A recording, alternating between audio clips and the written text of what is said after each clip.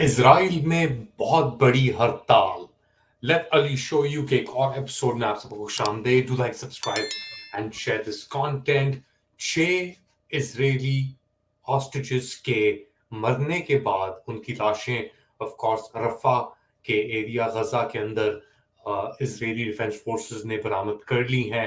कहा यह जा रहा है कि इनको हमास ने मारा था, मगर किसको पता क्या हकीकत है। ये इजरायली मौक़िफ़ है और अब उनकी लाशें वापस इजराइल में लेके आ चुकी हैं और उनके जो आखिरी राइट्स आप कह लें वो अंजाम दिए जा रहे हैं। मगर जो गुस्सा इस वक्त इजराइल के अंदर और जो गम इजराइल के अंदर नजर आ रहा है वो बहुत वाज़ेह है। और स्पेशली नेतन्याहू साहब के लिए बहुत ही एक अलमिया बन के सामने आ गया है, क्योंकि एक बहुत बड़ी हड़ताल इसराइल के अंदर अब मुनक्किद है, जारी है। और जनरल स्ट्राइक ये इसलिए सबसे बड़ी जो वर्कर यूनियन है इसराइल के अंदर उसने बुलाई है, और सब बिजनेसेस अब बंद होने का, लेबर यूनियन जो है उसने बुलाई, और सब बिजनेसेस जो हैं वो बंद रहेंगी जब तक कोई हल नहीं निकल आता। इनकी दो डिमांड्स हैं कि एक तो नेतन्याहू साहब इस्तीफा दें, दूसरा एएसएपी जो ये डील है गाजा सीज फायर डील वो साइन हो। इस बात पे अभी तक नेतन्याहू साहब अटके हुए हैं और ये जो 6 डेथ्स हुई हैं इजरायली हॉस्टेजेस की, इसको अपने फायदे में कन्वर्ट करने की कोशिश कर रहे हैं।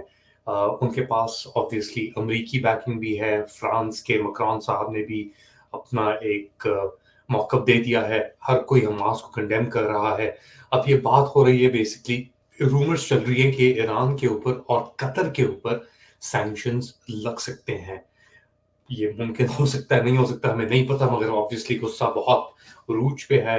हर कोई ब्लेम कर रहा है नेतन्याहू साहब को। नेतन्याहू साहब के जो हिमायती हैं वो हमास को ब्लेम कर रहे हैं कि जी हमारा से कोई लेना देना नहीं है। मगर हाँ, नेतन्याहू साहब की जो कॉन्फ्रेंस थी, काबीना की उनकी मीटिंग थी, जहाँ पे उनकी वजीर दिफा योआव गलान से भी झड़प हुई और इख्तलाफ हुआ। अब योआव गलान साहब आके कह रहे हैं कि जी ये अगर हम हॉस्टेज डील पहले कर लेते तो शायद बेहतर होता, और अभी भी वक्त है क्योंकि अभी भी बहुत इजरायली हॉस्टेजेस मौजूद हैं। तो अब ये जो मुजाहरे शुरू हो गए हैं, बेसिकली डेमोन्स्ट्रेशंस इतवार से शुरू तो खैर कहीं माह से हुई नहीं है, अक्टूबर 7 से पहले से हुई नहीं है, क्योंकि जो जुडिशल सिस्टम है इजराइल का उसके अंदर नेतन्याहू साहब ने चेंजेस लेके आने की कोशिश की थी। फिलहाल उस वक्त वो रुक गई थी, फिर अक्टूबर 7 हुआ, फिर दोबारा हर चीज ऊपर नीचे हो गई है, और अब जंग सिर्फ गाजा तक महदूद नहीं रहेगी या रही है। अब ये वेस्ट बैंक में ही फैल गई है, जिस तरह हमने जिक्र किया कि वहाँ पे भी ऑब्वियसली जेनिन के एरिया के अंदर नकल मकानी फ़लस्तीनियों की शुरू हो गई है। इसराइल के अटैक्स भी वहाँ पे इंटेंसिफाई हो रहे हैं, तो फिर ये चीज़ बढ़ती चली जा रही है। थोड़ा सा रिकैप मेरे ख्याल से करना ज़रूरी है यहाँ पे कि तकरीबन 40,000 से ज़ायद फ़लस्तीनी जहाँ भाग हो चुके हैं गाजा के अंदर। अक्टूबर 7 से लेकर 1200 इसराइली उस वक्त मरे थे, मगर उसके बाद भी ये हॉस्टेजेस की डेथ्स जो हुई हैं, और फ्रेंडली फायर के अंदर भी इसराइली जहाँ भाग हुए हैं। और अब एक वैक्सीनेशन ड्राइव भी जारी है, शुरू हो गई है। यूनाइटेड नेशंस के डिफरेंट यूनरवा और डिफरेंट ऑर्गन्स ने 6,40,000 जो बच्चे हैं उनको पोलियो वैक्सीनेशन देने की बात की जा रही है।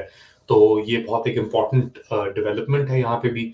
अब देखते हैं ये जंग कितनी और देर चलती है, कहाँ फैलती है, कोई सीज फायर हो सकता है कि नहीं हो सकता, क्या उसके टर्म्स होंगे, नेतन्याहू साहब के इरादों पे होंगे कि अपोजिंग उसके इरादों पे होंगे। तो ये सब चीज़ें ऑब्वियसली देखनी पड़ेंगी। बट ऑब्वियसली 250 लोग हमास ने किडनैप किए थे अक्टूबर 7 को, उसमें से तकरीबन 100 से ज़्यादा या तो छोड़े जा चुके हैं या मर चुके हैं, जिसके अंदर से ये 6 भी शामिल हैं। अच्छा, निगाह थोड़ी अपना ज़रा टर्न करते हैं अल्मानिया या जर्मनी की तरफ। वहाँ पे जो एएफडी है, अल्टरनेटिव फॉर जर्मनी, उसके ऊपर मैंने रिपोर्टिंग भी बहुत की हुई है। वो पहली बार 1945 से कोई right wing political group, far right political group एक स्टेट जीता है, प्रोविंस कह लें आप, उनका स्टेट होता है। और थुरिंगिया का जो प्रोविंस है जर्मनी का, ईस्टर्न यानी ईस्ट के अंदर जो पहले सोवियत यूनियन या सोवियत जर्मनी के हिस्से थे, उनकी इकोनॉमिक कंडीशन बहुत खराब रही। ایون کہ مرجر کے بعد بھی، یہاں تک کہ مرکل صاحبہ بھی وہاں سے آئی تھیں ایسٹ جرمنی سے، مگر وہاں پہ اتنی خراب اکنامک سچویشن ہے، امیگرینٹ کے ایشوز ہیں کہ یہ فار رائٹ گروپس، اور اے ایف ڈی سب سے فار رائٹ گروپ نہیں ہے، national party new Nazi party ابھی بھی وہاں پہ بہت ایکسٹریم فار رائٹ ہے، اے ایف ڈی مگر اینٹی امیگرینٹ ضرور ہے، اور انہوں نے پہلی بار 1945 سے ایک ان کا صوبہ جیت لیا ہے، اور تھرڈ آف دا ووٹ یعنی 33% ووٹ، 9% ہے C D U conservative party ان کی جو مرکل صاحبہ کی تھی اس سے، اور سی ڈی یو کے بہت مسئلے مسائل ویسے ہی چل رہے ہیں. اب یہ بیسکلی ایک بڑی قوت بن کے اے ایف ڈی سامنے آئیں گی، اور اس کے اندر امیگرینٹ پارٹیز کا جو ہے مسئلہ وہ شاید بڑھتا چلا جائے. obviously جرمنی نے 1 ملین ریفیوجیز بھی ایکسیپٹ کیے تھے، اور پچھلے کچھ سالوں کے اندر 2015 سے سیرین بھی، افغان بھی، کون، اور اس کی وجہ سے ایک بیک لیش آیا نہ صرف جرمنی میں بلکہ پورے یورپ کے اندر، اور اس کی کوریج بھی ہم ریفیوجی کرائسس کی کرتے چلے آ رہے ہیں.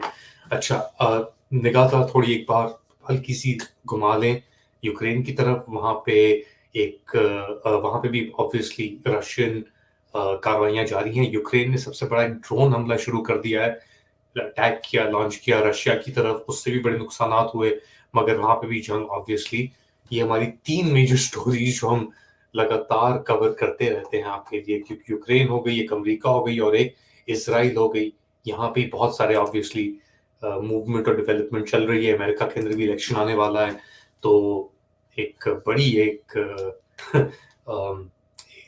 تبدیلیاں آ رہی ہیں نہ صرف امریکہ کے اندر بلکہ پوری دنیا میں. اس کا اثر کینیڈا میں پڑے گا. اچھا، چائنا کو لے کر، انڈیا کو لے کر، انڈیا کا تھوڑا ذرا رویہ چائنا کی طرف تھوڑا ذرا نرم ہوا ہے کہ ان کو پتہ ہے کوارٹ کا تو کچھ نہیں ہونا. امریکہ تو اتنا پھیل چکا ہے، اس کی اتنی رسپانسبلٹیز پھیل چکی ہیں آل اوور دا پلیس، تو ایک اس بات پہ خدشات ضرور موجود ہیں انڈیا چائنا کے ریلیشنز کو لے کر، اور دیکھتے ہیں اس کے اوپر بھی کیا ہوگا. میرے خیال سے فی الحال آج کے لیے اتنا ہی. آپ کے لیے میں obviously انٹرنیشنل کوریج تو کرتا رہتا ہوں، مگر لوکل کوریج بھی جاری رکھی ہوئی ہے. تو اپنے کامنٹس اور سجیشنز ضرور آپ ہمیں بھیجیں. پاکستان کے اندر ایک بہت انقلابی وقت آیا ہوا ہے. آکسفورڈ یونیورسٹی کے چانسلر کے الیکشنز بھی آ رہے ہیں. ایک بڑا بھدنگڑ بنا ہوا ہے اس ایشو کو لے کر، اس کے اوپر بھی آپ سے بات کرتا رہوں گا. مگر فی الحال اتنا ہی. اپنا خیال رکھیں. Do like, subscribe and share this content. اللہ حافظ.